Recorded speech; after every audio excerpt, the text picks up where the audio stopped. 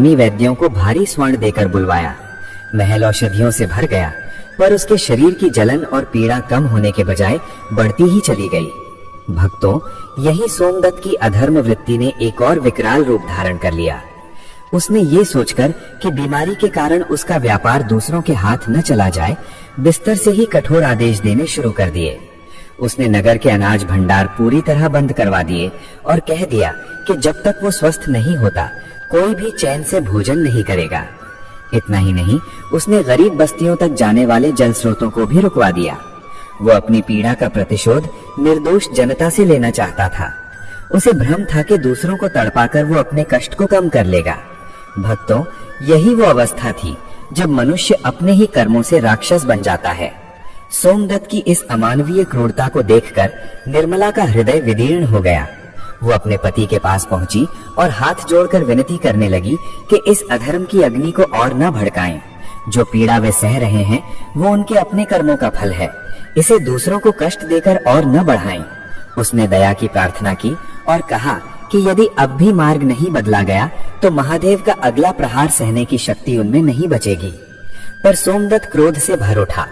उसने निर्मला के मुख पर पानी उछाल दिया और कठोर स्वर में कहा कि उसे उपदेश देने का साहस न करे। क्रोध में अंधे सोमदत्त ने आरोप लगाया कि ये सब उसकी पूजा का ही परिणाम है। उसने कहा कि निर्मला ने जानबूझकर महादेव से प्रार्थना करके उसे बीमार कर दिया ताकि वो इस महल की स्वामिनी बन सके। ये सुनकर निर्मला अवाक रह गई। उसके मुख से कोई उत्तर नहीं निकला। वो चुपचाप बाहर आई और अपने पास बचे थोड़े से गहनों की पोटली निकाली, जिसे उसने निर्धनों में अन्न बांटने के लिए भेज दिया। उधर सोमदत्त की व्याधि अब और भयावह होती जा रही थी।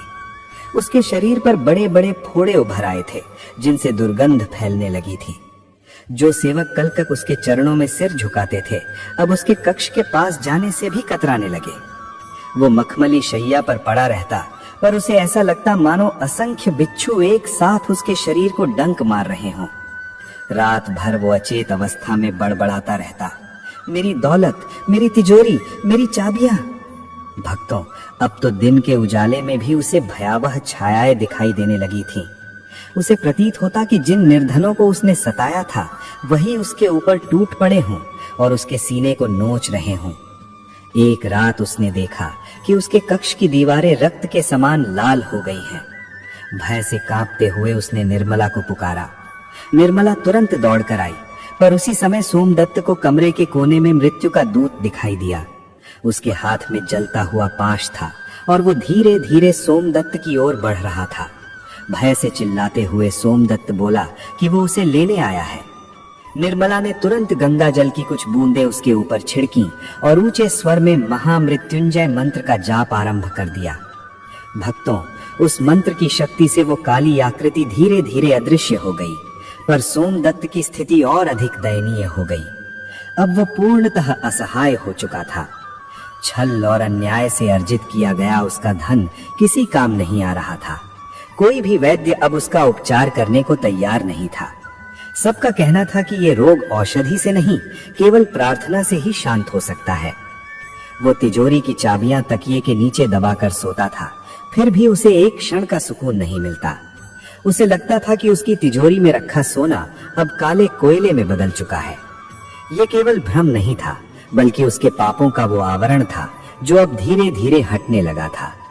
इधर निर्मला ने एक और कठोर व्रत का संकल्प लिया। उसने निश्चय किया कि वो मंदिर की सीढ़ियों पर ही रात्रि बिताएगी और तब तक घर वापस नहीं लौटेगी जब तक सोमदत्त स्वयं अपने अपराधों की क्षमा याचना नहीं करेगा। भक्तों, उस विशाल महल में अब सोमदत्त बिल्कुल अकेला रह गया था। उसके पास अपार धन था, पर उसे अपना कहने वाला कोई नहीं था। अब उसे ये सत्य समझ आने लगा था कि बेईमानी से साम्राज्य खड़ा किया जा सकता है, पर शांति की एक नींद नहीं खरीदी जा सकती। सोमदत्त का अभिमान अब भीतर ही भीतर टूटने लगा था।